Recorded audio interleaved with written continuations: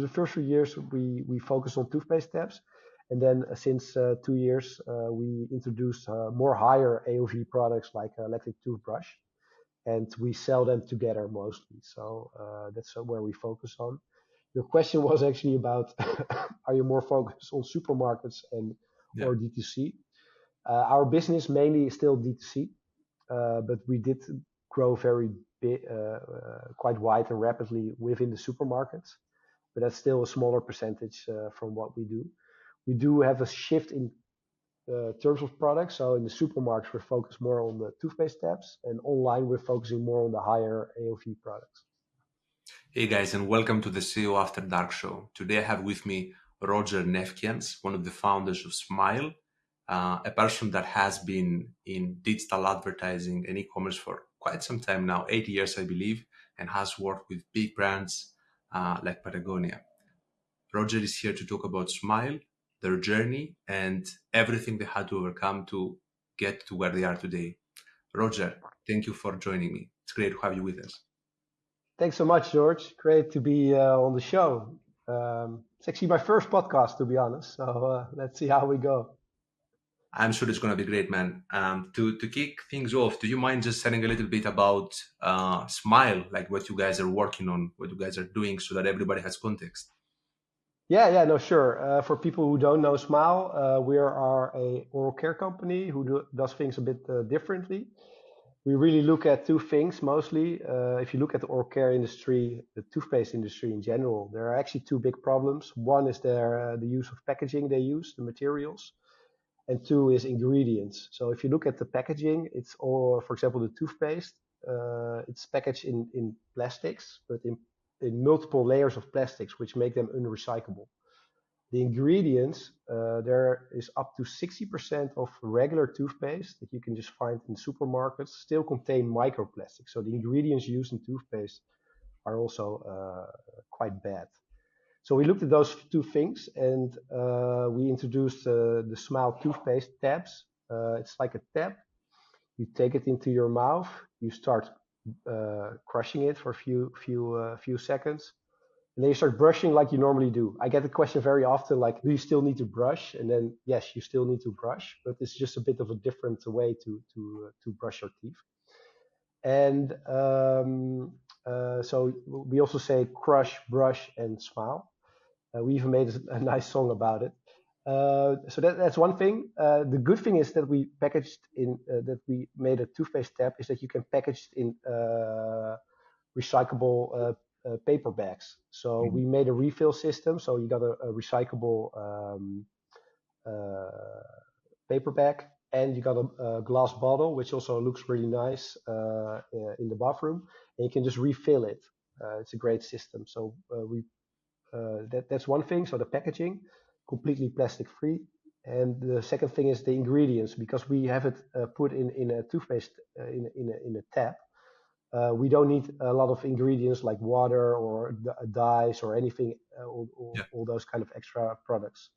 So we took all the bad ingredients out. We kept the good ones in, and that's why we are also now working together already with more than 1,500 dentists that sample Smyle. We're now available in major supermarkets, drugstores, and we are adding a lot of new products to the line as well. So we started with toothpaste tabs, but now we have also electric toothbrushes with bamboo heads. We have whitening kits that have, for example, normally whitening kits come with like syringes that are in plastic. We have them put them in glass bottles. Regular bamboo toothbrushes, and all kinds of other products we are adding. We have been adding, or we are adding in the future. Sorry, what's a whitening kit? To whiten your teeth. So normally, you have a whitening kit, but now we made it like with a reusable mouthpiece, and within 10 days you get actually up to 7 shades whiter teeth. Okay, that's pretty good. Are you guys active in the Netherlands only, or like are you active in other geographies as well? No, so we sold up in over 52 countries. We did we did have a focus only in the Netherlands, but now we're going more abroad now as well. So we're selling all across Europe, and we have a focus on a few extra countries like UK, Germany, Spain. And you are one of three founders, I believe, three co-founders, right? So what is your role specifically now in the company? Like, what do you focus on? Yeah, so we have two other founders. It's me, Dennis, and Almar. And a lot of people always have to laugh about the three different persons we are. We're completely different. One Almar is the one that does the he's like our main salesperson, a commercial person, and also helps me on the marketing side. Then Dennis is the CEO. He is also good, has a good background in the analytics and also some digital. And my role is digital marketing, so I'm responsible for online advertising, websites, everything you see online. How did you guys decide to enter the oral care industry? Yeah, it's an interesting one. So for me, I have to go back quite a few years because I started first at a different company. I started my career at O'Neill, which is a surf brand. So I always been very cautious about the environment. I got very inspired by one of the athletes that we were sponsoring, Jeremy Jones. He's a backcountry snowboarder, but also founder of an NGO called Protect Our Winters. I got to meet him quite a few times, and he really inspired me to take better care of the planet, think about small things, small changes you can think of, no more plastic bottles, those kind of things. And after I knew, I started traveling. Just took a few months off and started traveling in Asia and on an island in Indonesia, a completely isolated island. I saw so much plastic there, and the things that I was using actually in my daily life, like plastic bottles or bags, flip flops, toothpaste, toothbrushes. And right there and then, I at this moment, I was like, yeah, okay, let's see if I can actually not be part of the problem, but maybe can be part of the solution. So I started researching for different products that are good alternatives for plastic. And one of them is bamboo. So I started researching more bamboo, and I came across the bamboo toothbrush. And that was actually the start of my entrepreneurial journey. Mm. I started a company called the Bamboo Brush Society, and along that journey, there was a bamboo toothbrush on a subscription based.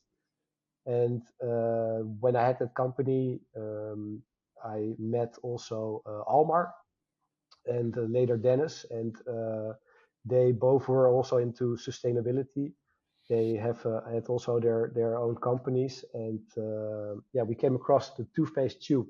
We saw that it was an issue, Yeah. and the toothpaste tab was already out there, but we call it in the very dark green market. So you really had to search for it.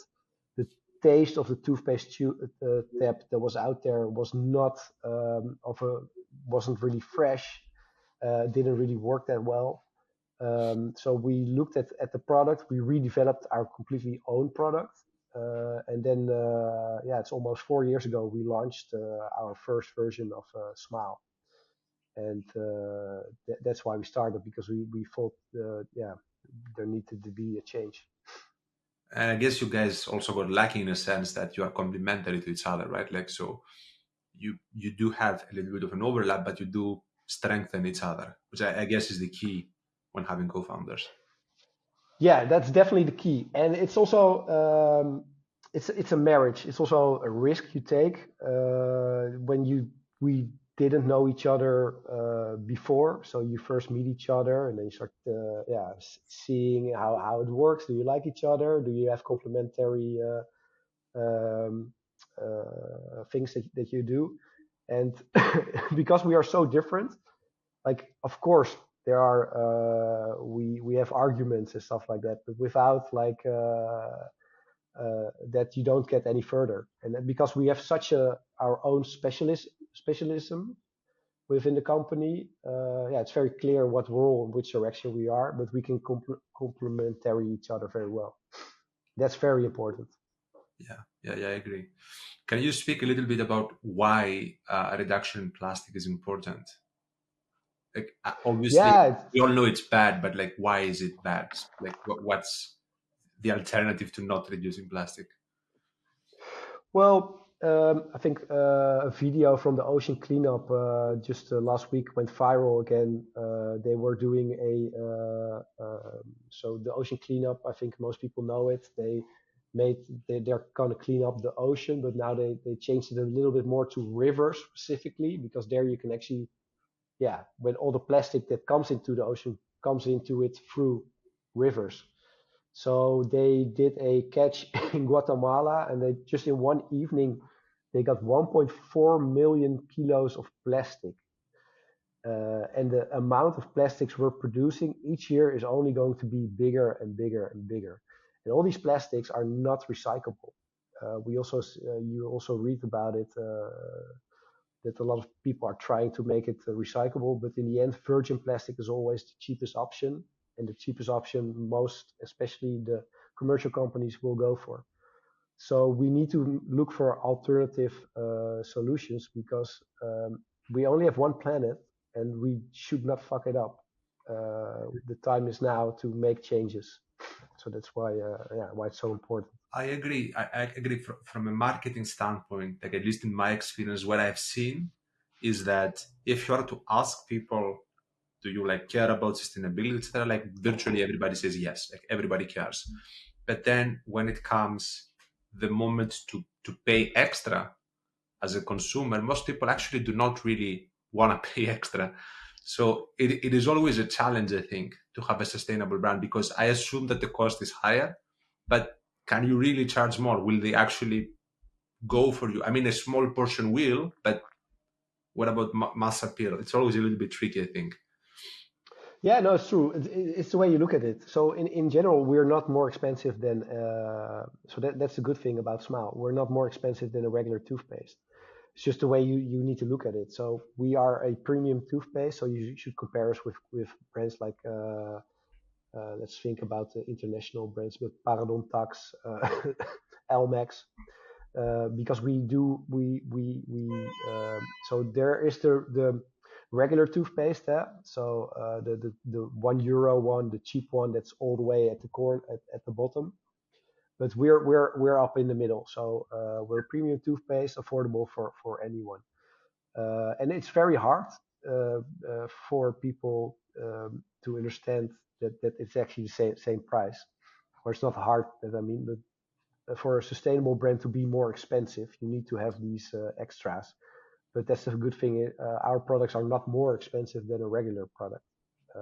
It's just people need to know about it more because it's a complete different kind of behavior people need to do. Because normally people put, yeah, their whole life they put the paste on their toothbrush, and now they need to put a tab into the mouth. So that's the thing that's the most tricky part in our marketing, that we really need to explain how the product works, and it's actually not that different, and people just need to try it for a bit, for 1 or 2 3 days, and then yeah, you don't want to go back because it's a much easier process.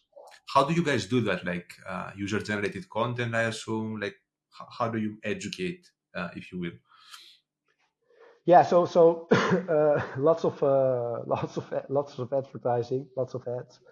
And now we're in supermarkets. It's also yeah, there you don't have that much space to advertise, so you need to reach people through, yeah, social media, to show like how the product works and where they can actually buy it in the supermarkets.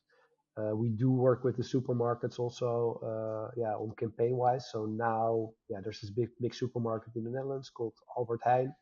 Yeah. This week we're running with them a big campaign.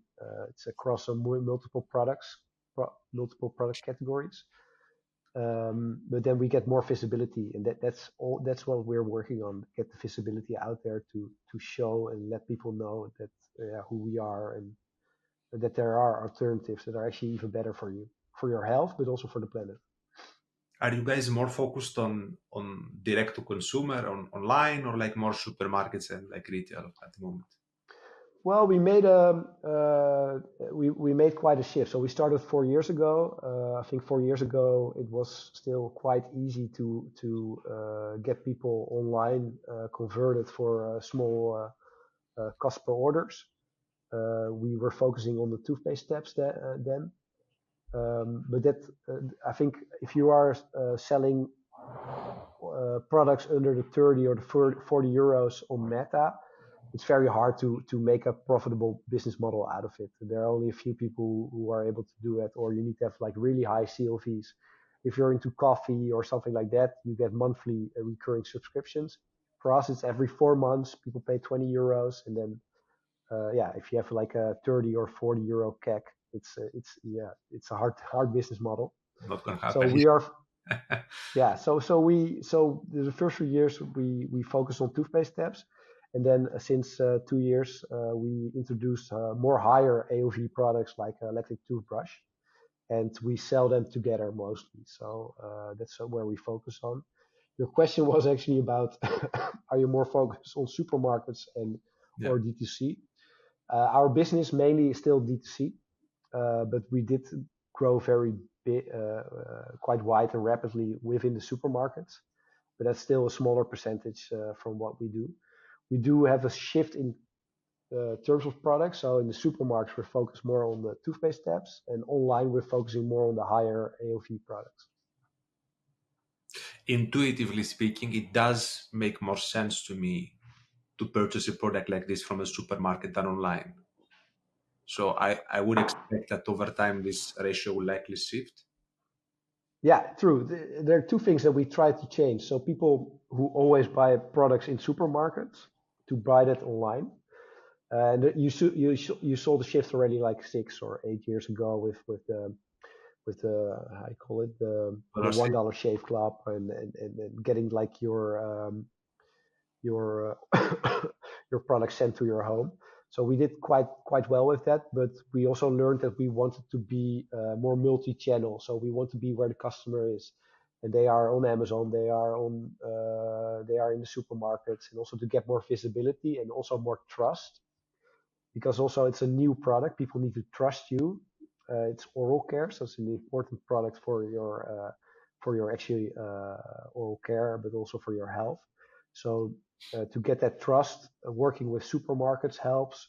Working with the 1,500 dentists works incremental, and we also work with the ACTA, which is the number 2 or number 3 institute on research for oral care.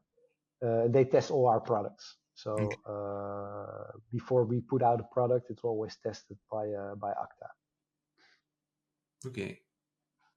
If you look back over the years, over those 4 years, I mean, you already kind of touched on the cost of acquisition going up on the digital channels. So maybe that's already a big challenge that you guys faced. But is there anything else that kind of stands out in your memory that you think was like a big obstacle that you guys had to overcome? Big obstacle, a challenge, setback, horror story, Well, potentially? you are an entrepreneur, right? So there are always big challenges and things.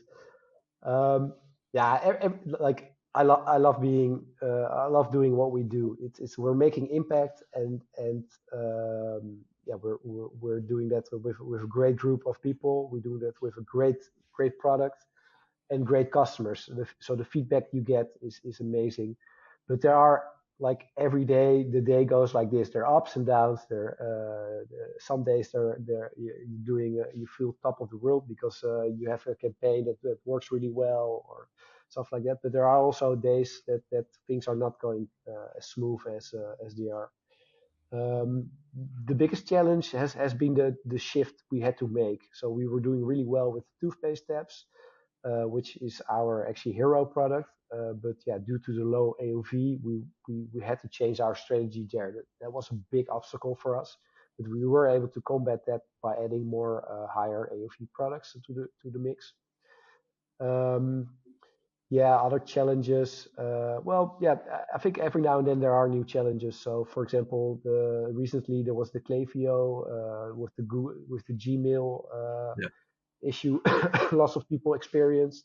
We also experienced that we had higher spam rates.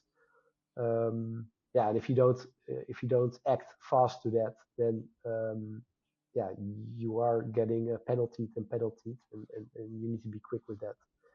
Um, Other things like, yeah, I can one example what's quite funny. It wasn't really in my domain, but I think last year we had to order 250,000 bottles for our Smile bottles, and two colleagues who are actually more in charge of that kind of process. They both were not available that day. They just had other things they had to do, and I get a call from our warehouse that there is like a, what was it, a 40-foot container in front of their door with 250,000 bottles, and they couldn't store it. And I wasn't able. I didn't know about any of the situation, but then that morning I had to store a 40-foot container somewhere in the Netherlands, and then you just go like crazy. You go on a ramp. You're gonna call everyone, and then after 10 calls, somebody's saying like, yeah, this is never going to work for you. You will never find a place. And then after 15 calls, I finally found a guy who was able to do it, and I had to send a truck there. And then you fix it. And then at the end of the day, yeah, that those are the small things. It's completely not digital marketing, but it's like a part of the entrepreneurial spirit. Yeah, this makes a bad day starting a great day at the end. So yeah, I think lots of challenges every day, but yeah, to overcome them is the reward. And I think nothing really prepares you for that, right? Like there's no school for when things get wrong, what do you do? No, no school for entrepreneurship, really. It's just something. Absolutely not. Yeah, so when I look back at school, I did a bachelor. Yeah, the things you learn, like these last 4 years, the things that I've been learning.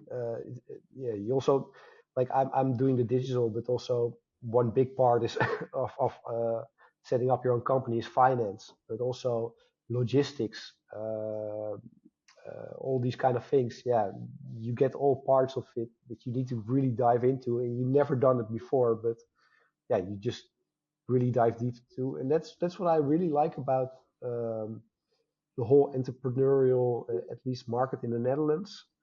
Sometimes when I have an issue or something, I just go to LinkedIn and you ask it, or you just hit up other entrepreneurs or people who are in the market.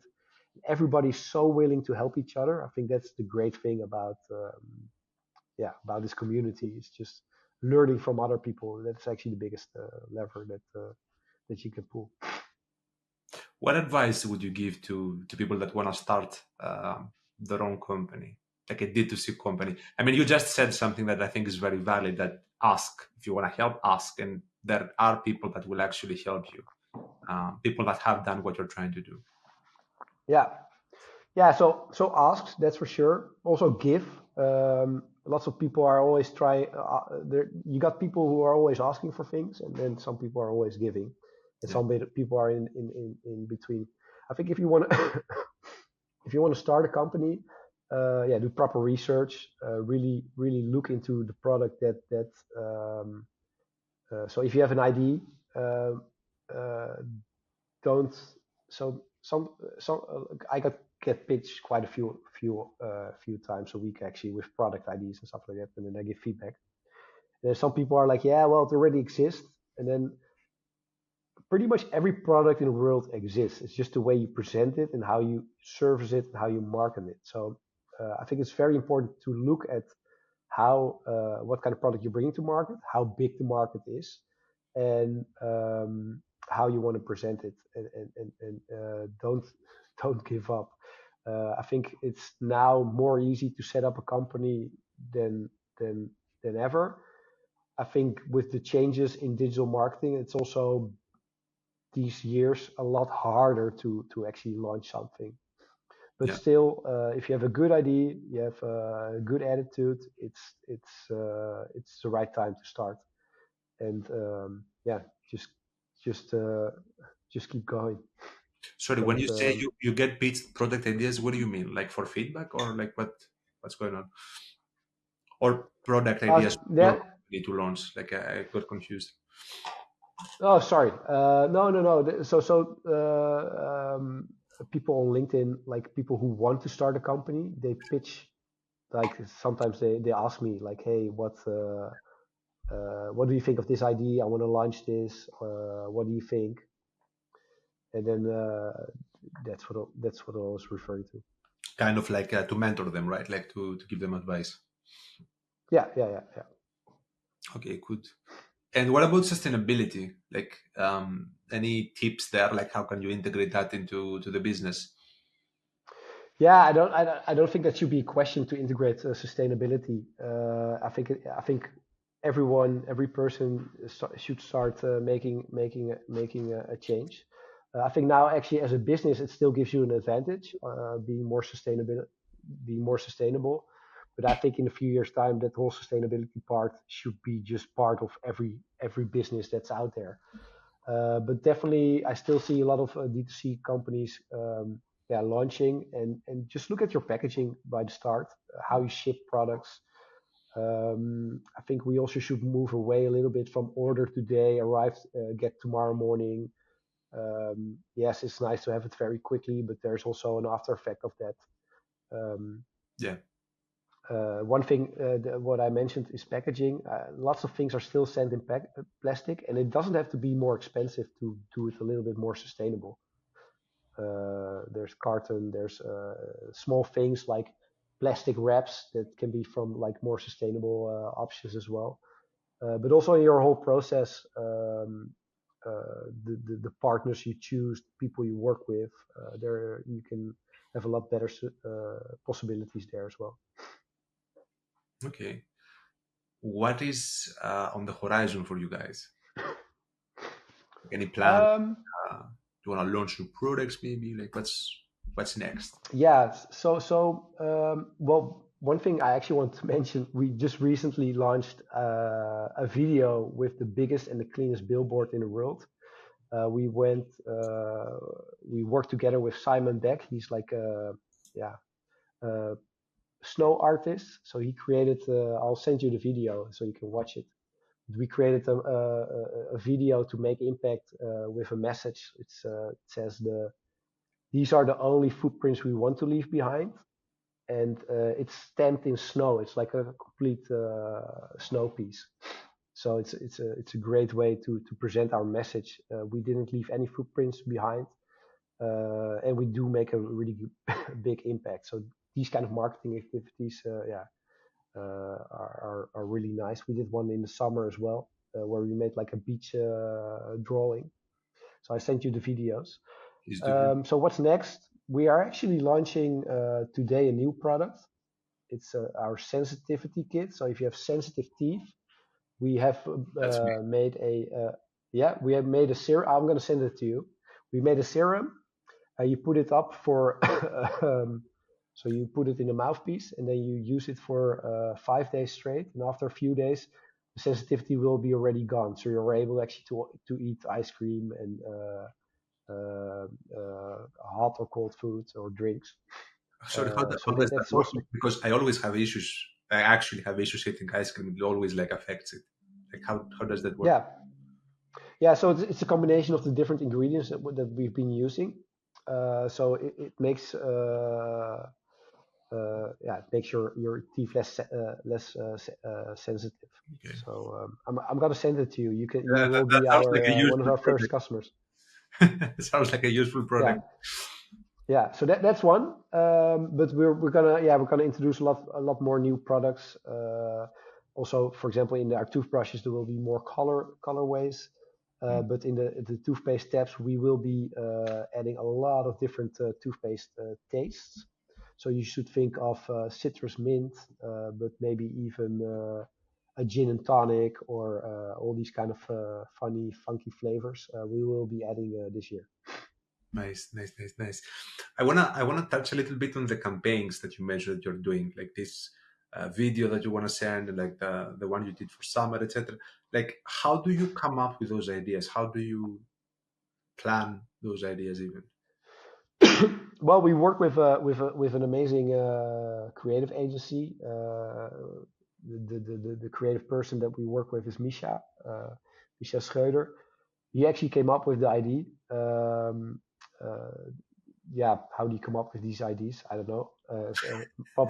Probably under the shower, but it really fits our purpose, making an impact by these kind of campaigns without any waste. So we yeah the cleanest and the biggest billboard.